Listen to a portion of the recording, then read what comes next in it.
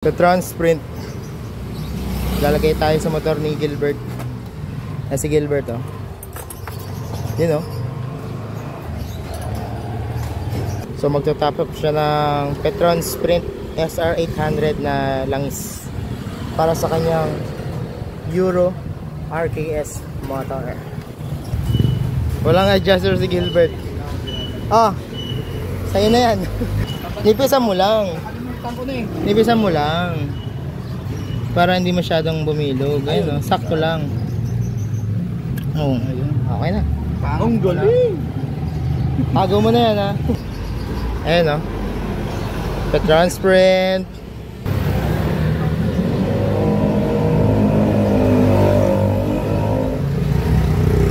Saan ba yung ano? Indicator mo? Asa? Yun.